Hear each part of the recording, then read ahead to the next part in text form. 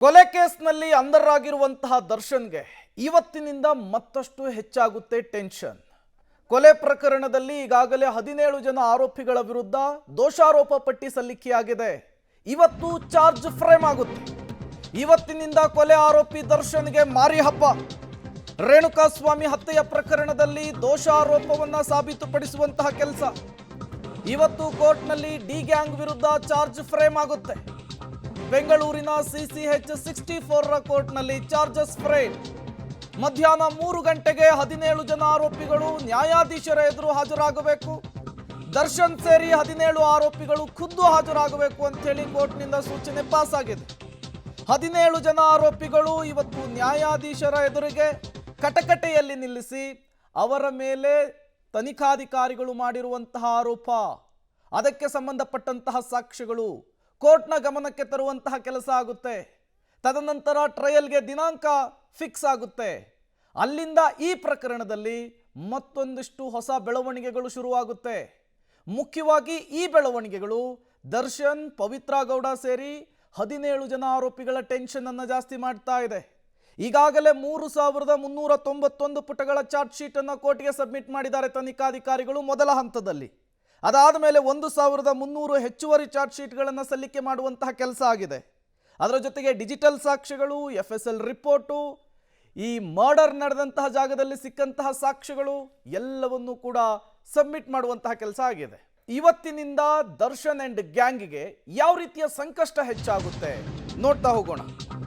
ಕೋರ್ಟ್ನ ಕಟಕಟೆಯಲ್ಲಿ ದರ್ಶನ್ ಮತ್ತು ಪವಿತ್ರ ಇವತ್ತು ನಿಲ್ತಾರೆ. ಮತ್ತೆ ಹತ್ಯೆಯ ಪ್ರಕರಣದ ಬಗ್ಗೆ ನ್ಯಾಯಾಧೀಶರು ಈ ವಿಚಾರವನ್ನು ಪ್ರಸ್ತಾಪಿಸ್ತಾರೆ. ನಿಮ್ಮ ಮೇಲೆ ಕೊಲೆ ಯತ್ನ, ಕಿಡ್ನ್ಯಾಪ್, ಸಾಕ್ಷಿ ನಾಶದ ಕೇಸ್ ಇದೆ, ಇದನ್ನ ನೀವು ಒಪ್ಕೊಳ್ತೀರಾ ಅಥವಾ ಅಲ್ಲಗೆಳಿತೀರಾ ಅಂತ ಹೇಳಿ ಪ್ರಶ್ನೆಯನ್ನ ಕೇಳ್ತಾರೆ. ದರ್ಶನ್ ಸೇರಿ ಕೊಲೆ ಆರೋಪಿಗಳನ್ನ ನ್ಯಾಯಾಧೀಶರು ಕೇಳುವಂತಹ ಪ್ರಶ್ನೆ ಇದು. 17 ಆರೋಪಿಗಳನ್ನು ಕೂಡ ಇದೇ ರೀತಿ ಕರೆಸಿ ದೋಷಾರೋಪ ಪಟ್ಟಿಯಲ್ಲಿರುವಂತಹ ಅಂಶಗಳು, ಅವರ ಮೇಲೆ ಮಾಡಿರುವಂತಹ ಆರೋಪಗಳು, ಹಾಕಿರುವಂತಹ ಸೆಕ್ಷನ್ಗಳು ಎಲ್ಲದರ ಮಾಹಿತಿಯನ್ನು ಕೊಡ್ತಾರೆ. ಅದನ್ನ ಸಹಜವಾಗಿಯೇ ಆರೋಪಿಗಳು ಒಪ್ಪೋದಿಲ್ಲ. ಆ ಸಂದರ್ಭದಲ್ಲಿ ಟ್ರಯಲ್ ನಿಗದಿ ಮಾಡುವಂತಹ ಕೆಲಸ ಆಗುತ್ತೆ. ಯಾವಾಗ ಟ್ರಯಲ್ಗೆ ಡೇಟ್ ಫಿಕ್ಸ್ ಆಗುತ್ತೋ ಅಸಲಿ ಆಟ ಅಲ್ಲಿಂದ ಶುರುವಾಗುತ್ತೆ. ಇಷ್ಟು ದಿನ ಜಾಮೀನಿಗಾಗಿ ಗುದ್ದಾಡ್ತಾ ಇದ್ರು, ಜೈಲಿನಿಂದ ಹೊರಬರೋದಕ್ಕೆ ಗುದ್ದಾಡ್ತಾ ಇದ್ರು. ಈಗ ಅವರ ಮೇಲೆ ಬಂದಿರುವಂತಹ ಆರೋಪದಿಂದ ಮುಕ್ತರಾಗುವಂತಹ ನಿಟ್ಟಿನಲ್ಲಿ ಅವರ ಪರ ವಕೀಲರು ವಾದವನ್ನು ಮಾಡಬೇಕಾಗುತ್ತೆ. ಹಾಗಾಗಿಯೇ ಕೋರ್ಟ್ನಲ್ಲಿ ಇವತ್ತು ಮಹತ್ವದ ಬೆಳವಣಿಗೆ ಆಗ್ತಾ ಇರುವಂಥದ್ದು. 3 ಗಂಟೆಗೆ ಸಮಯ ನಿಗದಿಯಾಗಿದೆ. ರೇಣುಕಾಸ್ವಾಮಿ ಹತ್ಯೆಯ ಪ್ರಕರಣದ 17 ಜನ ಆರೋಪಿಗಳನ್ನು ಕೂಡ ಇವತ್ತು ಕಟಕಟೆಯಲ್ಲಿ ತಂದು ನಿಲ್ಲಿಸುವ ಕೆಲಸ ಆಗುತ್ತೆ. ಅವರ ಮೇಲೆ ವಿಧಿಸಿರುವಂತಹ ಸೆಕ್ಷನ್ನು, ಕೊಲೆ ಪ್ರಕರಣದಲ್ಲಿ ವಿಚಾರದಲ್ಲಿ ಒಂದಿಷ್ಟು ಮಾಹಿತಿಯನ್ನು ಕೊಡುವ ಕೆಲಸ ಆಗುತ್ತೆ. ದರ್ಶನ್ ಮೇಲೆ ಈಗಾಗಲೇ ಕೊಲೆ ಪ್ರಕರಣದಲ್ಲಿ A2 ಆರೋಪಿಯಾಗಿದ್ದಾರೆ, ಪವಿತ್ರ A1 ಆರೋಪಿ ಆಗಿದ್ದಾರೆ. 17 ಜನ ಆರೋಪಿಗಳು ಈ ಪ್ರಕರಣದಲ್ಲಿ. ಇವತ್ತಿನಿಂದ ದರ್ಶನ್ಗೆ ಅಸಲಿ ಸಂಕಷ್ಟ ಶುರುವಾಗುತ್ತೆ. ಇಷ್ಟು ದಿನ ಒಂದು ಆಟ, ಇವತ್ತಿನಿಂದ ಬೇರೆಯದ್ದೇ ಆಟ ಶುರುವಾಗುತ್ತೆ. ಆರೋಪಿ ದರ್ಶನ್ಗೆ ಮುಳುವಾಗುತ್ತಾ ಟೆಕ್ನಿಕಲ್ ಎವಿಡೆನ್ಸ್ ಅನ್ನುವಂತಹ ಪ್ರಶ್ನೆ.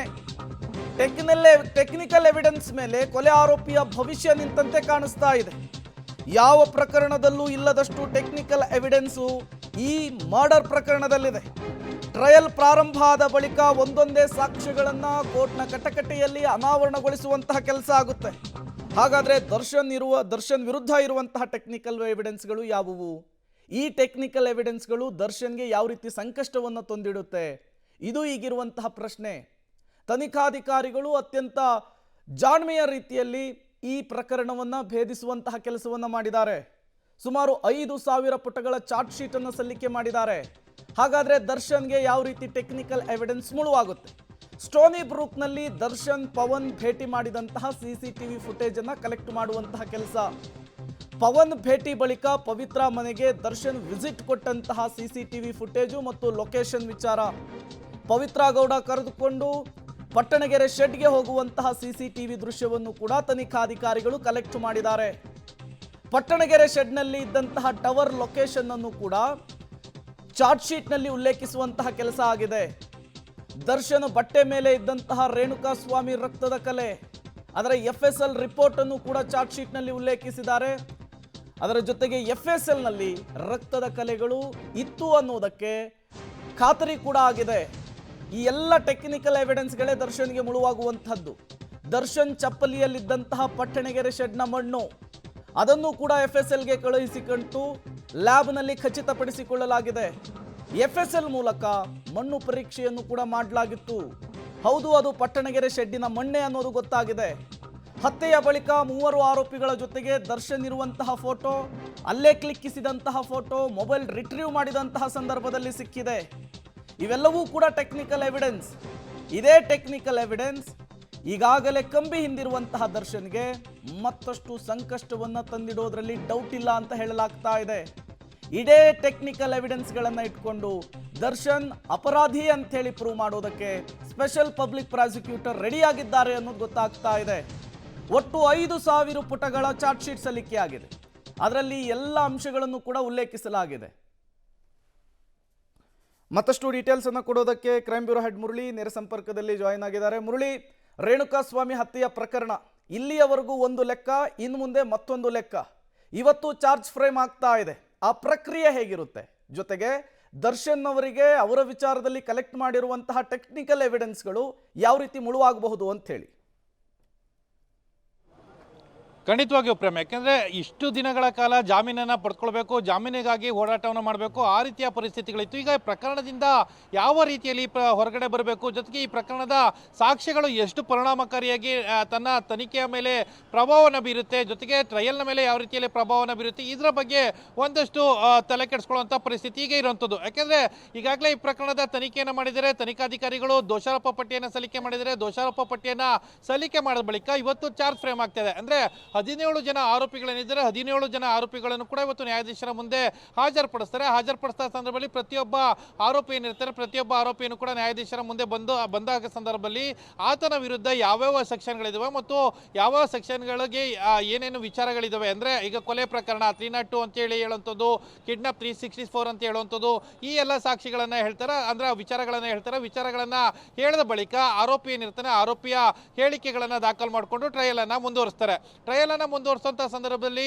ಚಾರ್ಜ್ ಶೀಟ್ನ ಒಳಗಡೆ ಇರುವಂಥದ್ದು ಸಾಕ್ಷಿಗಳು, ಪ್ರತ್ಯಕ್ಷ ಸಾಕ್ಷಿಗಳು, ಪರೋಕ್ಷ ಸಾಕ್ಷಿಗಳು ಮತ್ತು ಟೆಕ್ನಿಕಲ್ ಎವಿಡೆನ್ಸ್ಗಳು, ಇದನ್ನೆಲ್ಲ ಕೂಡ ಸಂಪೂರ್ಣವಾಗಿ ಟ್ರಯಲ್ ಮಾಡ್ತಾ ಹೋಗ್ತಾರೆ. ಯಾಕೆಂದರೆ FSLನ ವರದಿಗಳಂತ ಬಂದ ಸಂದರ್ಭದಲ್ಲಿ ದರ್ಶನ್ಗೆ ಬಹುದೊಡ್ಡ ಮುಳುವಾಗುವಂಥ ಸಾಧ್ಯತೆಗಳಿರುವಂಥದ್ದು. ಯಾಕೆಂದರೆ ಇಡೀ ಪ್ರಕರಣದಲ್ಲಿ ಅತ್ಯಂತ ದೊಡ್ಡ ಪಾತ್ರವನ್ನು ವಹಿಸಿರುವಂಥದ್ದು, ಜೊತೆಗೆ ದೊಡ್ಡ ಒಂದು ಆಧಾರವಾಗಿ ಇರುವಂಥದ್ದು ಪ್ರಕರಣದಲ್ಲಿ FSLನ ವರದಿಗಳು. ಯಾಕೆಂದರೆ ಸ್ಟೋನಿ ಬ್ರೋಕ್ನಿಂದ ಆತ ಹೊರಡುವಂಥ ಸಂದರ್ಭದಿಂದ ಹಿಡಿದು ಮತ್ತೆ ವಾಪಸ್ ಮನೆಗೆ ಬಂದು ಆತ ಬಟ್ಟೆ ಎಕ್ಸ್ಚೇಂಜ್ ಮಾಡೋ ತನಕನೂ ಕೂಡ ಯಾವ್ಯಾವ ಸಾಕ್ಷಿಗಳನ್ನು, ತಾಂತ್ರಿಕ ಸಾಕ್ಷ್ಯಗಳನ್ನು ಸಂಗ್ರಹ ಮಾಡ್ಬೋದು, ಆ ಎಲ್ಲ ತಾಂತ್ರಿಕ ಸಾಕ್ಷ್ಯಗಳನ್ನು ಕೂಡ ತನಿಖಾಧಿಕಾರಿಗಳು ಸಂಗ್ರಹವನ್ನು ಮಾಡಿದ್ದಾರೆ. ಇಲ್ಲಿ ಪ್ರಮುಖವಾಗಿ ಗಮನಿಸಬೇಕಾದಂಥದ್ದು, ಪವನ್ ಸ್ಟೋನಿ ಬ್ರೂಕ್ನಲ್ಲಿಗೆ ಬಂದು ದರ್ಶನ್ನ ಕರ್ಕೊಂಡು ಹೋಗ್ತಾರೆ. ದರ್ಶನ್ನ ಕರ್ಕೊಂಡು ಹೋಗುವಂಥ ಸಂದರ್ಭದಲ್ಲಿ ಅಲ್ಲಿಯ CCTV ಫುಟೇಜಸ್ ಏನಿತ್ತು, ಆ CCTV ಫುಟೇಜಸ್ಗಳಿದ್ದಾವೆ. ಜೊತೆಗೆ ಅಲ್ಲಿಯ ವೈ ವಿಟ್ನೆಸ್ಗಳು ಅಂದರೆ ಚಿಕ್ಕಣ್ಣ, ಅಂದರೆ ಚಲನಚಿತ್ರ ನಟ ಚಿಕ್ಕಣ್ಣ ಅವರ ಜೊತೆಯಲ್ಲಿದ್ದಂಥದ್ದು ಪವನ್ ಆತನನ್ನು ಕರ್ಕೊಂಡು ಹೋಗಿದ್ದಾರೆ ಅಂತ ಹೇಳಿಕೆ ಸಂಬಂಧಪಟ್ಟಂತೆ ಹೇಳಿಕೆಯನ್ನು ಕೊಟ್ಟಿರುವಂಥದ್ದು. ಅದಾದ ಬಳಿಕ ಪವಿತ್ರಗೌಡ ಮನೆ ಬಳಿಗೆ ಹೋಗಿ ಪವಿತ್ರಗೌಡನ ತನ್ನ ಕಾರ್ನಲ್ಲಿ ಕರ್ಕೊಂಡು ಹೋಗುವಂಥ ಸಂದರ್ಭದಲ್ಲಿ ಅಲ್ಲಿಯ CCTV ಫುಟೇಜಸ್ಸು. ಅದಾದ ಬಳಿಕ ಪಟ್ಟಣಗೆರೆ ಶೆಡ್ಗೆ ಹೋದಂಥ ಸಂದರ್ಭದಲ್ಲಿ ಅಲ್ಲಿ ಟೆಕ್ನಿಕಲ್ ಎವಿಡೆನ್ಸ್ಗಳಿದೆ. ಜೊತೆಗೆ ಆತನನ್ನು ಹಲ್ಲೆ ಮಾಡಿರುವಂಥದ್ದು, ಆತನನ್ನು ಹಲ್ಲೆ ಮಾಡಿದ ಬಳಿಕ ಆ ರೇಣುಕಾಸ್ವಾಮಿಯ ರಕ್ತದ ಕಲೆಗಳೇನಿತ್ತು, ಆ ರಕ್ತದ ಕಲೆಗಳು ದರ್ಶನ್ನ ಪ್ಯಾಂಟ್ ಮತ್ತು ಶರ್ಟ್ನ ಮೇಲೆ ಇತ್ತು ಅನ್ನೋದು ಒಂದು ಕನ್ಫರ್ಮ್ ಆಗಿರುವಂಥದ್ದು, ಅದು FSLನ ರಿಪೋರ್ಟ್ನ ಮೂಲಕ. ಅದಾದ ಬಳಿಕ ಅನುಕುಮಾರ್ ಮತ್ತು ಜಗದೀಶನ ಜೊತೆಯಲ್ಲಿ ನಿಂತ್ಕೊಂಡು ಫೋಟೋ ತೆಗೆದುಕೊಂಡಿರುವಂಥದ್ದು, ಅಂದರೆ ಆತನ ಹತ್ಯೆ ಆದ ಬಳಿಕ ತೆಗೆದುಕೊಂಡಿರುವಂಥ ಫೋಟೋ, ಅದು ಕೂಡ ಈಗಾಗಲೇ ರಿಟ್ರೀವ್ ಆಗಿದೆ. ಅದನ್ನು ಕೂಡ ದೋಷಾರೋಪ ಪಟ್ಟಿಯಲ್ಲಿ ಉಲ್ಲೇಖವನ್ನು ಮಾಡಿದ್ದಾರೆ. ಒಂದು ರೀತಿಯಲ್ಲಿ ಇಡೀ ಪ್ರಕರಣದಲ್ಲಿ ಎಷ್ಟು ಬಲಿಷ್ಠವಾಗಿ ಟೆಕ್ನಿಕಲ್ ಎವಿಡೆನ್ಸ್ಗಳಿರಬೇಕು, ಅಷ್ಟು ಬಲಿಷ್ಠವಾದ ಟೆಕ್ನಿಕಲ್ ಎವಿಡೆನ್ಸ್ಗಳಿದ್ದಾವೆ. ಟ್ರಯಲ್ನ ಸಂದರ್ಭದಲ್ಲಿ ಅವು ಯಾವ ಪಾತ್ರವನ್ನು ವಹಿಸ್ತವೆ, ಅದರ ಮಹತ್ವಗಳೇನು, ಇದೆಲ್ಲ ಕೂಡ ಟ್ರಯಲ್ನ ಸಂದರ್ಭದಲ್ಲಿ ಬರುತ್ತೆ. ಜೊತೆಗೆ ಐ ವಿಟ್ನೆಸ್ಗಳಿದ್ದಾವೆ, ಮತ್ತಿಗೆ ಪರೋಕ್ಷ ಸಾಕ್ಷಿಗಳಿದ್ದಾವೆ. ಅವೆಲ್ಲ ಕೂಡ ಈ ಇಡೀ ಪ್ರಕರಣಕ್ಕೆ ಯಾವ ರೀತಿಯ ಮಹತ್ವವನ್ನು ಕೊಡುತ್ತೆ ಅನ್ನೋದ್ರ ಬಗ್ಗೆ ಕಾದು ನೋಡಬೇಕಾದಂಥದ್ದು. Prem. Okay, thank you Murali ತಮ್ಮೆಲ್ಲ ಮಾಹಿತಿಗಾಗಿ.